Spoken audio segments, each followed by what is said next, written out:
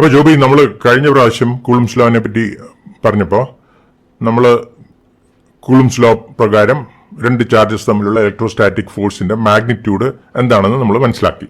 അതെന്തായിരുന്നു? F is equal to 1/4πε0 times magnitude of Q1 Q2 divided by r². Okay, അപ്പോൾ നമ്മൾ കഴിഞ്ഞ പ്രാവശ്യം പറഞ്ഞു ഈ ഫോഴ്സ് വന്നിട്ട് ഈ ഫോഴ്സിൽ Q1ഉം Q2ഉം ഒരേ മാതിരി വരണം, എന്നാലേ സിമെട്രി സാറ്റിസ്ഫൈഡ് ആവുള്ളൂ, ന്യൂട്ടൺസ് തേർഡ് ലോ സാറ്റിസ്ഫൈഡ് ആവുള്ളൂ. കാരണം Q1 Q2ന് പകരം Q1² Q2 എന്നൊക്കെ വന്നാൽ എന്താണ് Q1നെ മാത്രം സ്ക്വയർ ചെയ്യണത്, എന്താണ് Q1ന്റെ പ്രത്യേകത എന്നുള്ള ചോദ്യമൊക്കെ വരും. അങ്ങനെ ഒരു പ്രത്യേകതയില്ല. രണ്ടും ഏതോ രണ്ട് ചാർജസ് ആണ്. ചാർജ് മാത്രം വ്യത്യാസമുണ്ട് എന്നുള്ള പ്രത്യേകത അല്ലാതെ വേറെ ഒരു പ്രത്യേകതയില്ല. അപ്പോൾ ഇതേമാതിരി രണ്ട് ചാർജസിന്റെയും ചാർജ് ഒരേ മാതിരി വരണം. ഇത് Q1 ആണെങ്കിൽ ഇത് Q2, ഇത് Q1² ആണെങ്കിൽ ഇതും Q2² ആയിട്ട് വരണം. പക്ഷെ എക്സ്പെരിമെന്റ് പ്രകാരം ഇത് Q1 Q2 ആണെന്നാണ് നമ്മൾ കണ്ടുപിടിച്ചിരിക്കുന്നത്. ഓക്കെ, അപ്പോൾ ഇതിന്റെ ഈ എഫ് എന്ന് പറയുന്നത് മാഗ്നിറ്റ്യൂഡാണ്. മാഗ്നിറ്റ്യൂഡ് പോസിറ്റീവായിട്ടിരിക്കാൻ വേണ്ടിയിട്ടാണ് നമ്മൾ ഇവിടെ മാഗ്നിറ്റ്യൂഡ് എടുത്തിരിക്കുന്നത്. ഓക്കെ, ഇനി നമുക്കറിയാം ഈ ഇലക്ട്രോസ്റ്റാറ്റിക് ഫോഴ്സിന് ഒരു ഡയറക്ഷൻ ഉണ്ട്. അതായത് ഇപ്പോൾ ഇവിടെ ഒരു ചാർജ് ഉണ്ട് വെക്കുക Q1, പിന്നെ അതേമാതിരി ഇവിടെ ഒരു ചാർജ് ഉണ്ടെന്ന് വെക്കുക Q2. അപ്പോൾ ഇവര് അൺലൈക്ക് ചാർജസ് ആണെങ്കിൽ, ഓക്കെ, ഇവർ തമ്മിൽ ഞാനൊരു ലൈൻ വരയ്ക്കട്ടെ. ഓക്കെ, ഇവര് ലൈക്ക് ചാർജസ് ആണെങ്കിൽ Q1ന്റെ മേലെ Q2 കൊണ്ടുണ്ടാവുന്ന ഫോഴ്സ് ഇങ്ങനെയായിരിക്കും.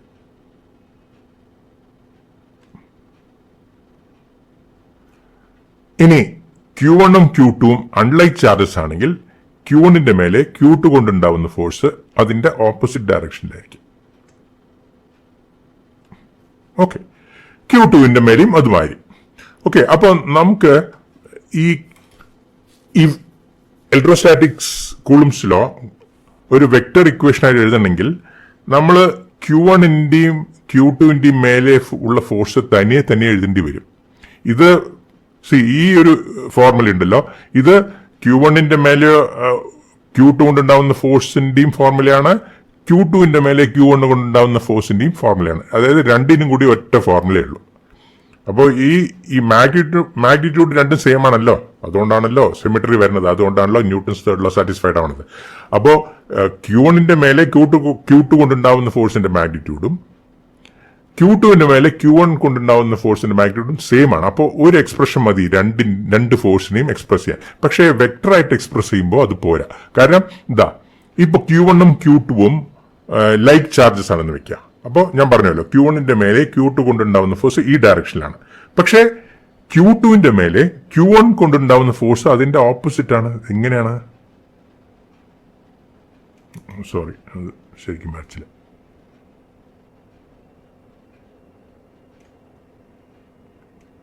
അപ്പോ Q2ന്റെ മേലെ Q1 കൊണ്ടുണ്ടാവുന്ന ഫോഴ്സ് ഈ ഡയറക്ഷനിലാണ്, Q1ന്റെ മേലെ Q2 കൊണ്ടുണ്ടാവുന്ന ഫോഴ്സ് ഈ ഡയറക്ഷനിലാണ്, ലൈക്ക് ചാർജസ് ആണെങ്കിൽ. അൺലൈക്ക് ചാർജസ് ആണെങ്കിൽ Q1ന്റെ മേലെ Q2 കൊണ്ടുണ്ടാവുന്ന ഫോഴ്സ് ഈ ഡയറക്ഷനിലാണ്, Q2ന്റെ മേലെ Q1 കൊണ്ടുണ്ടാവുന്ന ഫോഴ്സ് ഈ ഡയറക്ഷനിലാണ്. അവിടെയും രണ്ട് ഫോഴ്സും ഓപ്പോസിറ്റ് ആണ്. അപ്പോ ഒരു വെക്ടർ റിലേഷൻ എഴുതണമെങ്കിൽ നമുക്ക് ഓരോ ചാർജിന്റെ മേലെയുള്ള ഫോഴ്സ് തനിയെ എഴുതേണ്ടി വരും. അപ്പൊ നമുക്കിപ്പോ 1ന്റെ മേലെ 2 കൊണ്ടുണ്ടാവുന്ന ഫോഴ്സിനെ പറ്റിയിട്ട് അത് ആദ്യം എഴുതാം. ഓക്കെ, അതായത് എഫ് വെക്ടർ 1 2. എഫ് വെക്ടർ 1 2 എന്ന് പറഞ്ഞാല് 1ന്റെ മേലെ 2 കൊണ്ടുണ്ടാവുന്ന force, the force on charge Q1 due to the charge Q2. അതിനെ നമുക്ക് ഇങ്ങനെ എഴുതാം, ഈക്വൽ ടു മാഗ്നിറ്റ്യൂഡൊക്കെ സെയിം തന്നെ 1/4πε0. ഇനി വെക്ടേഴ്സായിട്ടൊക്കെ വെക്ടർ റിലേഷൻഷിപ്പ് ആയിട്ട് എഴുതുമ്പോൾ ഞാൻ ഈ മാഗ്നിറ്റ്യൂഡിനെയൊക്കെ കളയാൻ പോകണം. അത് എന്തിനാണെന്ന് ഞാൻ പറഞ്ഞുതരാം. Q1 Q2 divided by r². ഇനി നമുക്കൊരു ഡയറക്ഷൻ വേണം.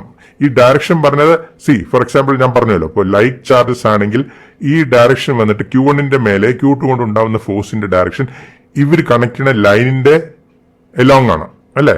അതും വേണമെങ്കിൽ നമുക്ക് സിമെട്രി വെച്ച് ആർഗ്യൂ ചെയ്യാം കേട്ടോ. അതായത് Q2 കൊണ്ട് Q1ന്റെ മേലെ ഉണ്ടാവുന്ന ഫോഴ്സും അതേമാതിരി Q1ന്റെ Q2ന്റെ മേലെ Q1 കൊണ്ട് ഉണ്ടാവുന്ന ഫോഴ്സും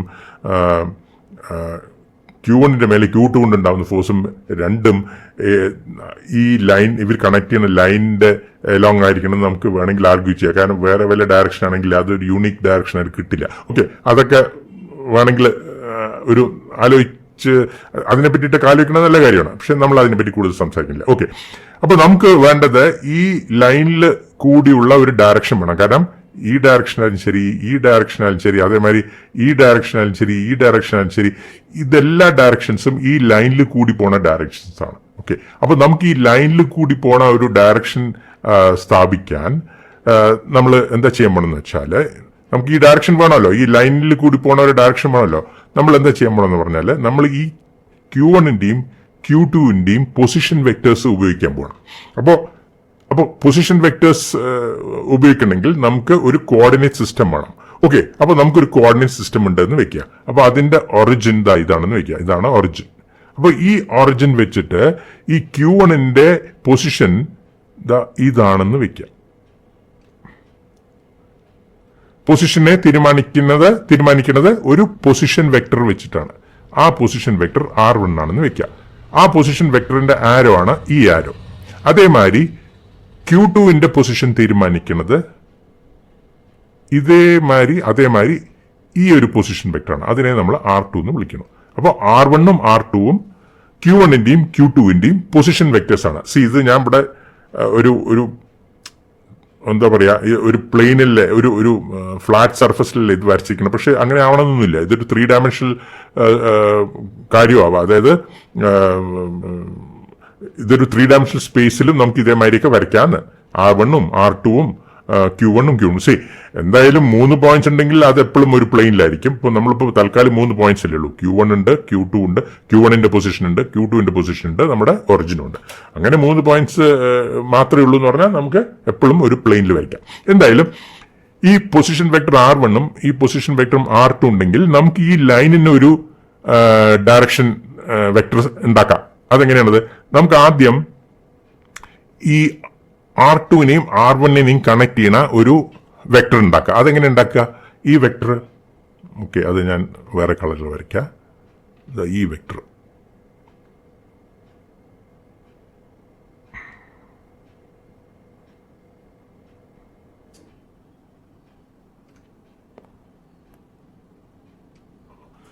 വെക്ടർ എന്താണ് വെക്ടർ? ഇത് R1 മൈനസ് R2 വെക്ടറാണ്. ഇതെങ്ങനെ നമുക്ക് അറിയാം? കാരണം വെക്ടർ ലോ ഓഫ് അഡീഷൻ പ്രകാരം ജോമെട്രിക്കലായിട്ട് നിങ്ങൾക്ക് വെക്ടേഴ്സ് ആഡ് ചെയ്യാൻ അറിയാം അല്ലേ? ഇതിപ്പോ R1 മൈനസ് R2നെ R2 കൊണ്ട് ആഡ് ചെയ്യണമെങ്കിൽ ജോമെട്രിക്കലായിട്ട് നമ്മൾ എന്താ ചെയ്യുക? ഈ R1 മൈനസ് R2 വെക്ടറിന്റെ ടെയിലിനെ R2 വെക്ടറിന്റെ ഹെഡിലേക്ക് കണക്ട് ചെയ്യണം. എന്നിട്ട് R2ന്റെ ടെയിലിൽ നിന്ന് R1 മൈനസ് R2ന്റെ ഹെഡിലേക്ക് കണക്ട് ചെയ്യണം. അത് തന്നെയാണ് R1. ഓക്കെ, ഇല്ലെങ്കിൽ ആൽജിബ്രിക് ആയിട്ട് നമുക്ക് കണ്ടാൽ തന്നെ അറിയാം. R2 plus R1 minus R2 ചെയ്യുമ്പോൾ ഈ R2 മൈനസ് R2 ക്യാൻസൽ ചെയ്തിട്ട് R1 കിട്ടും. ഓക്കെ, അപ്പോ എങ്ങനെ വേണമെങ്കിലും നിങ്ങൾക്ക് ഇത് R1 മൈനസ് R2 വെക്ടർ ആണെന്ന് നിങ്ങൾക്ക് മനസ്സിലാക്കാൻ പറ്റും. ഓക്കെ, പക്ഷേ നമുക്ക് ഈ ലൈനിലുള്ള ഡയറക്ഷന്റെ വെക്ടർ മതി. ഒരു ഡയറക്ഷന്റെ വെക്ടർ എഴുതാൻ വേണ്ടിയിട്ട് നമ്മൾ എന്താ ഉപയോഗിക്കുക? ഒരു യൂണിറ്റ് വെക്ടറാണ് ഉപയോഗിക്കുക അല്ലേ? അപ്പോ നമുക്കിപ്പോ R1 മൈനസ് R2 വെക്ടർ കിട്ടിയിട്ടുണ്ട്. ഓക്കെ, അപ്പോ അതിനെ നമ്മളിപ്പോ R12 എന്ന് എഴുതാമെന്ന് വയ്ക്കാം. R12 വെക്ടർ എന്ന് പറഞ്ഞാല് 2ൽ നിന്ന് 1ലേക്കുള്ള, അതായത് Q2ന്റെ പൊസിഷൻ വെക്ടറിൽ നിന്ന് Q1ന്റെ പൊസിഷൻ വെക്ടറിലേക്കുള്ള ഒരു വെക്ടർ, അതാണ് R21 വെക്ടർ. ഓക്കെ, അപ്പോൾ അതിനെയാണ് ഞാൻ R1 മൈനസ് R2 എന്ന് എഴുതിയിരിക്കുന്നത്. അപ്പോൾ നമുക്ക് ആ ഡയറക്ഷനിലുള്ള ഒരു യൂണിറ്റ് വെക്ടർ വേണം. അതിനെ നമ്മൾ സാധാരണ എന്താ വിളിക്കുക? R12 ക്യാപ്, ഇല്ലെങ്കിൽ R12 ഹാറ്റ്, ഇല്ലെങ്കിൽ R12 തൊപ്പി.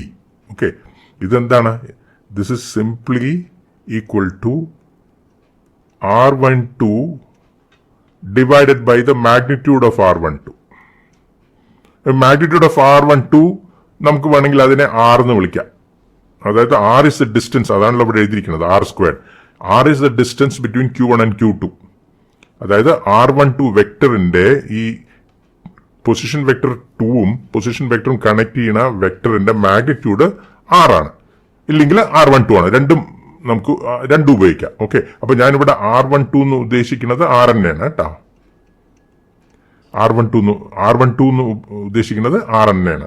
അതായത് ഞാനിവിടെ ഞാനിപ്പോ വെക്ടറൊക്കെ പറയുമ്പോൾ സ്ട്രിക്റ്റ് ആയിട്ട് ഞാൻ മുകളിൽ വരയൊക്കെ വരയ്ക്കും. അപ്പൊ ഞാനത് അറിയാതെ വരയ്ക്കാതിരിക്കുകയൊന്നുമില്ല, ഞാൻ അങ്ങനെ ചെയ്യില്ല. ഓക്കെ, അപ്പോ R12 എന്ന് പറഞ്ഞാൽ R12 വെക്ടറിന്റെ മാഗ്നിറ്റ്യൂഡ്, അതാണ് R12. മുകളിൽ വരയ്ക്കാതെ, ഇല്ലെങ്കിൽ വെറും R, വെറും R12 മുകളിലൊന്നും വരച്ചില്ല, അത് R12 വെക്ടറിന്റെ മാഗ്നിറ്റ്യൂഡ് ആണെന്ന് മനസ്സിലാക്കാം. ഇതിനെ അപ്പോ R12 വെക്ടറിനെ അതിന്റെ മാഗ്നിറ്റ്യൂഡ് കൊണ്ട് ഡിവൈഡ് ചെയ്യുമ്പോൾ തീർച്ചയായിട്ടും നമുക്കൊരു യൂണിറ്റ് വെക്ടർ കിട്ടും, ലെങ്ത് 1 ആയിട്ടുള്ള വെക്ടർ കിട്ടും. അതാണ് R12 ക്യാപ്. അപ്പോൾ നമുക്ക് ഇതിനെ കംപ്ലീറ്റ് ചെയ്യാൻ ഈ വെക്ടർ മതി, കാരണം ഈ ഡയറക്ഷനിലുള്ള വെക്ടർ അല്ലേ. അതായത് ഇപ്പോൾ Q1ഉം Q2ഉം ലൈക്ക് ചാർജസ് ആണെങ്കിൽ ഇതിന്റെ മേലെയുള്ള ഫോഴ്സ് Q2 കൊണ്ട് Q1ന്റെ മേലെ ഉണ്ടാവുന്ന ഫോഴ്സ് ഈ ഡയറക്ഷനിലാണ്, അതായത് ഈ ലൈനിൽ കൂടെയാണ്. പക്ഷെ ആ ലൈനിൽ കൂടെയുള്ള ഒരു യൂണിറ്റ് വെക്ടർ, അതിനെ നമ്മൾ R12 ക്യാപ് എന്നാണ് നമ്മൾ ഇതുവരെ അതാണ് നമ്മൾ ഉപയോഗിക്കുന്നത്. അതാണ് ഞാൻ ഇവിടെയൊക്കെ പറഞ്ഞു തന്നിരിക്കുന്നത്. അപ്പോൾ ഇതിനെ വേണമെങ്കിൽ R12 സ്ക്വയർഡ് എന്ന് എഴുതാം, R² എന്ന് എഴുതാം, എന്ത് വേണമെങ്കിൽ ചെയ്യാം. അപ്പോൾ ഇതാണ് നമ്മുടെ രണ്ടാമത്തെ ചാർജ് കൊണ്ട് ഒന്നാമത്തെ ചാർജിന്റെ മേലെ ഉണ്ടാവുന്ന ഫോഴ്സ്. ഇനി Q1ഉം Q2ഉം അൺലൈക്ക് ചാർജസ് ആണെങ്കിലോ, Q1ഉം Q2ഉം അൺലൈക്ക് ചാർജസ് ആണെങ്കിൽ ഈ Q1 into Q2 പ്രോഡക്റ്റിൽ ഒരു മൈനസ് സൈൻ വരും ഇല്ലേ. Q1ഉം Q2ഉം ലൈക്ക് ചാർജസ് ആണെങ്കിൽ ഒന്നുമില്ലേ രണ്ടും പ്ലസ്, അല്ലെങ്കിൽ രണ്ടും മൈനസ് എന്ന് പറയുമ്പോൾ രണ്ടും മൈനസ് ആകുമ്പോൾ ആ മൈനസ് സൈൻ ക്യാൻസൽ ആവും. രണ്ടും പ്ലസ് ആണെങ്കിൽ ഒരു സൈനും വരില്ല. അപ്പോ ഈ F12 എന്ന് പറയുന്നത് ഞാൻ പറഞ്ഞ മാതിരി ഈ R12 ക്യാപ്പിന്റെ ഡയറക്ഷനിലാണ്, അതായത് ഇങ്ങനെയാണ്. ഇനി Q1ഉം Q2ഉം അൺലൈക്ക് ചാർജസ് ആണെങ്കിലോ അപ്പൊ ഇവിടെ ഒരു മൈനസ് സൈൻ വരും. ആ മൈനസ് സൈൻ ഇതിന്റെ കൂടെ ചേർത്താല് ഈ R12 ക്യാപ്പ് ഡയറക്ഷന്റെ ഓപ്പോസിറ്റ് ഡയറക്ഷൻ കിട്ടും ഇല്ലേ.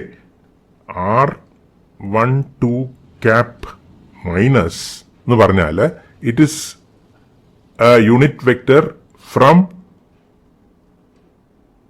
2 to 1. ഈ R12 R12 എന്ന് പറഞ്ഞാൽ ഇതാണ് R12, ഇതാണ് അതായത് 1ലേക്ക് 2 എന്ന് 1ലേക്കുള്ള വെക്ടർ. R21 എന്ന് പറഞ്ഞാല് 1 നിന്ന് 2ലേക്കുള്ള വെക്ടർ, അത് നേരെ തിരിച്ചായിരിക്കും. അപ്പൊ അതിന്റെ മാഗ്നിറ്റ്യൂഡ് വന്നിട്ട് അപ്പോ ഇതാണ് divided by R21. This is equal to R21 cap. അതായത് R12 ക്യാപ്പിന്റെ ഓപ്പോസിറ്റ് വെക്ടർ ആണ് R21 ക്യാപ്പ്. അപ്പോൾ ഇവിടെ ഓട്ടോമാറ്റിക് ആയിട്ട് നമുക്ക് അൺലൈക്ക് ചാർജസിന്റെയും കറക്റ്റ് ആയിട്ട് ഡയറക്ഷൻ കിട്ടും. അൺലൈക്ക് ചാർജസ് വന്നാൽ Q1ഉം Q2ഉം തമ്മിലുള്ള പ്രോഡക്റ്റ് ഓട്ടോമാറ്റിക് ആയിട്ട് ഈ പ്രോഡക്റ്റിൽ ഒരു മൈനസ് സൈൻ വരും. ആ മൈനസ് സൈനും ഈ R12 ക്യാപ്പും കൂടി ചേർത്താൽ നമുക്ക് R21 ക്യാപ്പ് കിട്ടും. അപ്പോൾ R21 ക്യാപ്പ് എന്ന് പറഞ്ഞാൽ ഈ ഡയറക്ഷനിലുള്ള ഒരു യൂണിറ്റ് വെക്ടറാണ്, ഇത് അവിടെ കാണിച്ചിരിക്കുന്ന മാതിരി. അപ്പോൾ അത് നമുക്ക് ഓട്ടോമാറ്റിക് ആയിട്ട് കിട്ടും. ഇനി ഇതേ ഫോർമുല സിമെട്രി പ്രകാരം നമുക്ക് രണ്ടാമത്തെ ചാർജില് ഒന്നാമത്തെ ചാർജ് കൊണ്ടുണ്ടാവുന്ന ഫോഴ്സും സിമെട്രി വെച്ചിട്ട് നമുക്ക് ഇതിന്ന് ഡയറക്റ്റ് ആയിട്ട് ട്രാൻസ്ലേറ്റ് ചെയ്തിട്ട് എഴുതാം. അതെങ്ങനെയാണ് എഴുതുക? F1 പകരം 2, 2 പകരം 1, ഇതൊക്കെ സെയിം 1/4πε0. Q1 പകരം Q2, Q2 പകരം Q1. അതങ്ങനെ എഴുതേണ്ട ആവശ്യം ഉണ്ടായിരുന്നില്ല. Q1ഉം Q2 ഒക്കെ ഒന്ന് തന്നെ. R12 സ്ക്വയറിന് പകരം R21 സ്ക്വയർ, അതും സെയിം ആണ്. R12ഉം R21ഉം മാഗ്നിറ്റ്യൂഡ് ഒക്കെ സെയിം ആണ്. ഇതിന് പകരം R12 ക്യാപ്പിന് പകരം R21 ക്യാപ്പ് എന്ന് വരും. ഇത് ശരിയാണോ നമുക്കൊന്ന് ചെക്ക് ചെയ്യാം. അതായത് 2ന്റെ മേലെ 1 കൊണ്ടുണ്ടാവുന്ന ഫോഴ്സ് ചാർജസ് ലൈക്ക് ചാർജസ് ആണെങ്കിൽ ഈ ഡയറക്ഷനിലാണെന്ന് ഞാൻ പറഞ്ഞല്ലോ. അത് ശരിയാണോ നോക്കാം. അതെ, R21 ക്യാപ്പ് ഈ ഡയറക്ഷനിലാണ് പോയിന്റ് ചെയ്യണത്. R21 ക്യാപ്പ് ഞാൻ പറഞ്ഞു R12 ക്യാപ്പിന്റെ ഓപ്പോസിറ്റ് ആണ്, കാരണം ഇവിടെ ഒരു മൈനസ് സൈൻ ഉണ്ട്. അപ്പോൾ ഈ ഡയറക്ഷനിലാണ് 2ന്റെ മേലെ 1 കൊണ്ടുണ്ടാവുന്ന ഫോഴ്സ് ഇവർ രണ്ടുപേരും ലൈക്ക് ചാർജസ് ആയാൽ, അൺലൈക്ക് ചാർജസ് ആണെങ്കിൽ ഇവര് ഈ പ്രോഡക്റ്റിൽ ഒരു മൈനസ് സൈൻ വരും. ഈ മൈനസ് സൈനും ഈ R21 ക്യാപ്പും കൂടെ ചേർത്താൽ അതിന്റെ ഓപ്പോസിറ്റ് വരും, അതായത് R12 ക്യാപ്പ് വരും. അപ്പൊ ഇതെല്ലാം ഓക്കെയാണ്, everything is consistent and correct. അപ്പോൾ ഇതാണ് Coulomb's electrostatic force expressed as a vector. Okay, ഇനി ഇത് ഈ R12 ക്യാപ്പും okay. How do you determine, എങ്ങനെയാണ് നമ്മൾ R12 ഈ വെക്ടറിന്, അതായത് R12 വെക്ടറിന് എങ്ങനെയാണ് R12 ഡിറ്റർമിൻ ചെയ്യുന്നത്? ഡോട്ട് പ്രോഡക്റ്റ് ഉപയോഗിച്ചിട്ടാണ് അല്ലേ? അതായത് R12 squared is equal to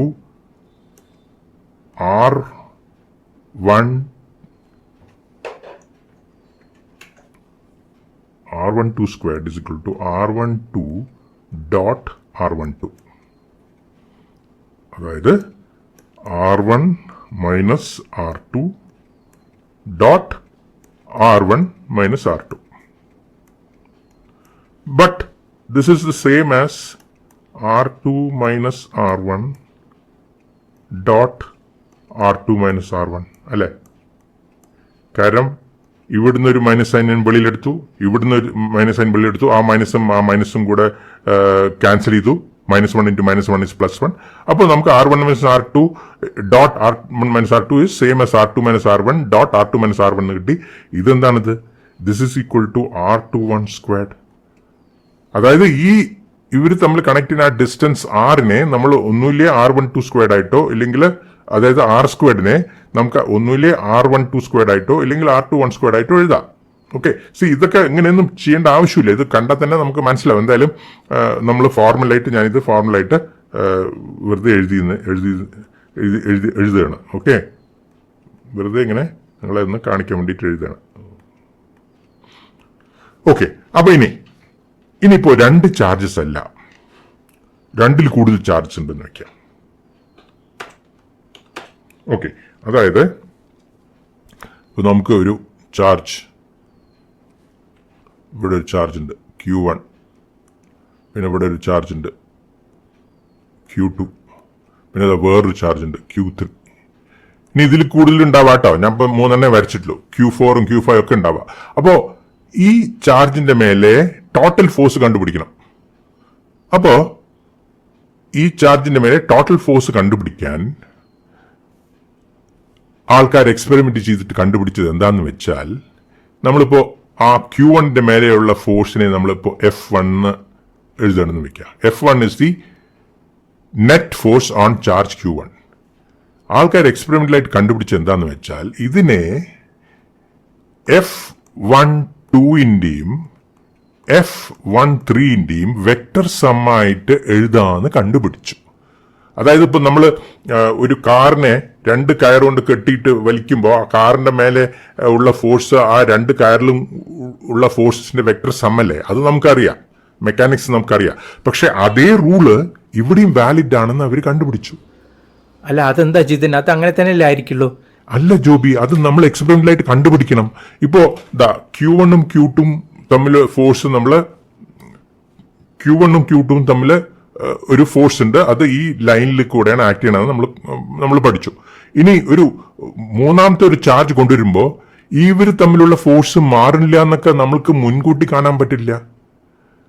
അതായത് ഈ ടോട്ടൽ ഫോഴ്സ് ഈ ഫോഴ്സിന്റെയും വെക്ടറായിട്ട് ആഡ് ചെയ്തിട്ട് കിട്ടണതാണെന്ന് നമ്മൾക്ക് തിയററ്റിക്കലായിട്ട് സിമിട്രി റൂൾസ് വെച്ചിട്ടോ എന്താ പറയാ ആലോചിച്ചിട്ട് വെച്ചിട്ടോ ഒന്നും കണ്ടുപിടിക്കാൻ പറ്റില്ല. ഇത് നമ്മൾ എക്സ്പെരിമെന്റിലായിട്ട് പ്രൂവ് ചെയ്യണം. അങ്ങനെ കണ്ടുപിടിച്ചു, എക്സ്പെരിമെന്റിൽ കണ്ടുപിടിച്ചു.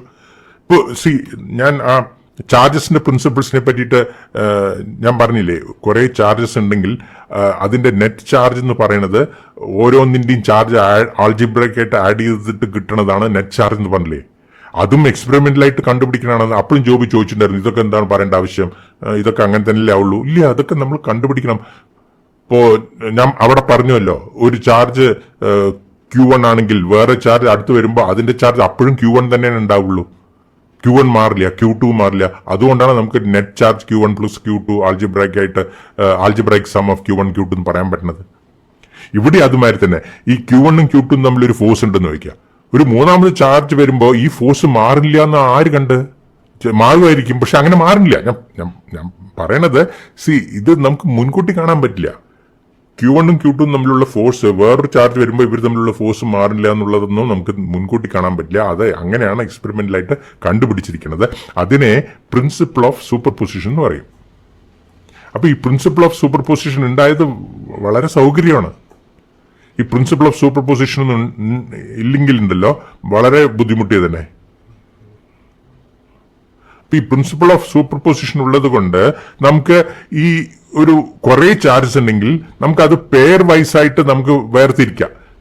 ഈ രണ്ടെണ്ണമായിട്ട് വേർതിരിച്ചിട്ട് ഈ രണ്ടെണ്ണമായിട്ട് വേർതിരിച്ചിട്ട് അങ്ങനെ ഓരോ പെയറിന്റെയും ഫോഴ്സ് കണ്ടുപിടിച്ചിട്ട് ആ ഫോഴ്സസ് ഒക്കെ ആഡ് ചെയ്താൽ നമുക്ക് നെറ്റ് ഫോഴ്സ് കിട്ടും. ഇതങ്ങനെ സംഭവിക്കുന്നത് എക്സ്പെരിമെന്റലായിട്ട് അങ്ങനെ നമ്മൾ കണ്ടതുകൊണ്ടാണ്. പ്രിൻസിപ്പിൾ ഓഫ് സൂപ്പർ പൊസിഷൻ എക്സ്പെരിമെന്റലായിട്ട് വാലിഡ് ആണെന്ന് കണ്ടതുകൊണ്ടാണ്. ഇതൊന്നും ഇപ്പൊ നമുക്കിത് നമ്മൾ ഇതിനോടൊക്കെ നല്ലോണം പഴകിയിട്ടുണ്ട് അല്ലേ?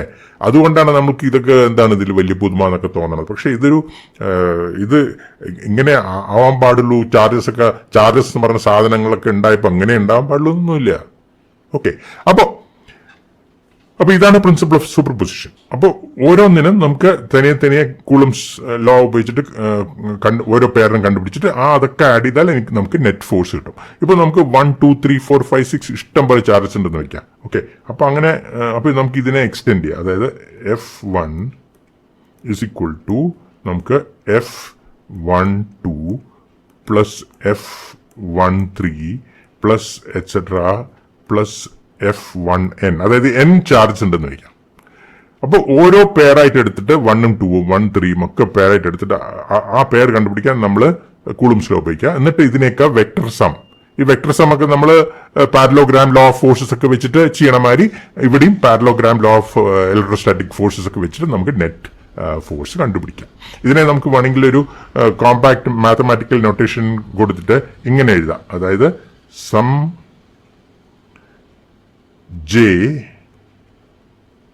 equal to 2 to n F1 J ഇങ്ങനെ എഴുതാം. ഇനിയിപ്പോ ഇത് Q1 മേലുള്ള ചാർജ് അല്ലേ? നമുക്ക് ഈ കളക്ഷനിലുള്ള അതായത് 1 മുതൽ n വരെയുള്ള ഏത് ചാർജിന്റെ മേലെയുമുള്ള ഒരു ഫോഴ്സ് വേണമെങ്കിൽ അങ്ങനത്തെ ഒരു ചാർജിനെ നമുക്ക് ith ചാർജ് എന്ന് എടുക്കാം. ith ചാർജ്, ഈ I എന്ന് പറയുന്നത് 1 മുതൽ n വരെ ഏത് ചാർജ് വേണമെങ്കിലും ആവാം. അപ്പൊ അങ്ങനെ ith ചാർജിന്റെ മേലെയുള്ള ഫോഴ്സിനെ ഇതേ നൊട്ടേഷൻ ഉപയോഗിച്ചിട്ട് നമുക്ക് ഇങ്ങനെ എഴുതാം. Fj is equal to 1 to n,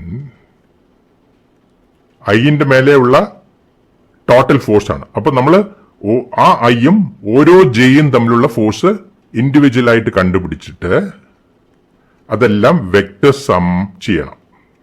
പക്ഷെ ഇവിടെ നമ്മൾ ഈ J equal to what to n നമ്മൾ നോക്കുമ്പോൾ ഈ J should not be equal to I അല്ല. ഇവിടെയും നമ്മൾ 2 to n അല്ലേ ചെയ്തത്, 1 to n അല്ലല്ലോ. 1 to n ചെയ്യാൻ കാരണം എന്താണ്? 1 to n ചെയ്താൽ ഇവിടെ F11 എന്ന് പറയും. F11 എന്ന് പറഞ്ഞാൽ ഒരു ചാർജ് അതിന്റെ മേലെ തന്നെ ആക്ട് ചെയ്യണമെന്നല്ല അതിന്റെ അർത്ഥം. ഒരു ചാർജ് അതിന്റെ മേലെ തന്നെ കൂളംസ് ലോ, ഒരു ചാർജ് അതിന്റെ മേലെ തന്നെ ഇലക്ട്രോസ്റ്റാറ്റിക് ഫോഴ്സ് ഉണ്ടാക്കണമെന്നില്ല. ഓക്കെ, അപ്പൊ അത് അവോയ്ഡ് ചെയ്യാൻ വേണ്ടിയിട്ടാണ് ഞാനിവിടെ J is not equal to I എന്ന് എഴുതിയിരിക്കുന്നത്. ഓക്കെ, ഇത് ഞാൻ വെറുതെ കംപ്ലീറ്റ്നെസ്സിന് വേണ്ടിയിട്ട് എഴുതണമെന്നേ ഉള്ളൂ കേട്ടോ. ഇത് നിങ്ങളെ പേടിപ്പെടുത്താൻ വേണ്ടിയിട്ട് എഴുതിയതൊന്നുമല്ല. ഓക്കെ, അപ്പൊ എന്തായാലും ഇത് വളരെ സൗകര്യമായി. നമുക്ക് ഒരു കളക്ഷൻ ഓഫ് ചാർജസ് ഉണ്ടെങ്കിൽ നമുക്ക് ഏത് ഒരു ചാർജിന്റെ മേലെയും ടോട്ടൽ ഫോഴ്സ് കണ്ടുപിടിക്കാൻ ഇതേമാതിരി വെക്ടർ ലോ ഓഫ് അഡിഷൻ ഉപയോഗിച്ചിട്ട് കണ്ടുപിടിക്കാം. ഇതൊക്കെ കൊണ്ടാണ് ഈ ഇലക്ട്രോസ്റ്റാറ്റിക് ഫോഴ്സ് ഒരു ട്രൂ വെക്ടർ ആണെന്ന് നമ്മൾ പറയണത്. ഒരു ട്രൂ വെക്ടർ എന്ന് പറയുന്നത് വെറുതെ മാഗ്നിറ്റ്യൂഡും ഡയറക്ഷനും മാത്രം ഉണ്ടായി പോരാ. ഇതേമാതിരി വെക്ടർ അഡീഷനൊക്കെ സാറ്റിസ്ഫൈ ചെയ്യണം. ഓക്കെ, അത് നിങ്ങൾ വെക്ടേഴ്സിനെ പറ്റിയിട്ട് കൂടുതൽ പഠിക്കുമ്പോൾ അതൊരു വളരെ ഇമ്പോർട്ടൻറ്റ് പ്രോപ്പർട്ടി ആണെന്ന് പഠിക്കും.